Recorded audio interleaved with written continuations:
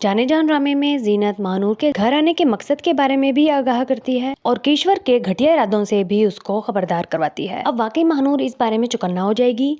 वो next episode में जीनत को ट्रेन स्टेशन तक भी छोड़ने जाती है। जब शहराम को पता लगता है कि वो स्टेशन से आ रही है तो वो उससे वहां से आने की वजह पूछता है, लेकिन पहले महानूर अपनी बात मुकम्मल करेगी जो जीनत उस तक पहुंचाना चाहती थी। तो वो बात अपनी यहाँ से शुरू करती है कि जो मैं आज आपको बताने वाली हूँ उसके बाद आप मेरी शक्ल कभी भी नहीं देखना चाहेंगे, क्योंकि वो अपनी सौतेली माँ पर इतना यकीन रखता है कि जैसे कि सगी माँ हो। उस पर शहराम जरा कंफ्यूज हो जाता है। वो ये सोचता है कि ऐसी कौन सी बात महानूर करने लगी है कि मैं उससे बदगुमान हो जाऊंगा। खैर, जब महानूर शहराम को उसकी माँ ईश्वर के बारे में आगाह करेगी तो शुरू में तो वो यकीन नहीं करना चाहेगा, लेकिन आहिस्ता आहिस्ता वो उसकी हरकतें नोट करना चाहेगा, क्योंकि वो ये जरूर समझेगा कि महानूर का तो इस चीज से कोई लेना देना नहीं, ना ही उसका कोई फायदा हो सकता है, तो वो किसी वजह से ही ये बात कर रही होगी। खैर, यूं आहिस्ता आहिस्ता केशवर का भांडा फूटने लगेगा। इसके अलावा केशवर हाथ धो के महानूर के पीछे पड़ जाएगी। वो उसके बाप से डायरेक्ट कहने लगती है कि महानूर को कहीं शहराम का पीछा छोड़ दे।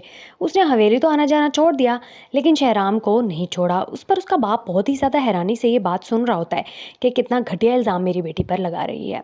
अब वो ये चाहेगा कि शहराम से दूर ही रहे कि कहीं उसको उसके साथ मंसूब करके बदनाम ही ना कर दिया जाए। अब्दुल भी केशवर से यही कहता है, आप क्यों एक सीधी सादी लड़की की जिंदगी बर्बाद करने में लगी हुई हैं। अब शहराम ने जो महानूर से जरूरी बात करनी थी वो उसे शादी करने के बारे में थी, लेकिन अगर महानूर ने पहले उसकी माँ के बारे में बता दिया तो हो सकता है शहराम इस बात को पोस्टपोन कर दे। इसके अलावा महानूर का पुराना दुश्मन फिर से उसका रास्ता रोककर उसे बदतमीजी करने लगता है। महानूर उसे सुनाती तो बहुत है, लेकिन फिर ये बात शहराम तक पहुंच जाती है।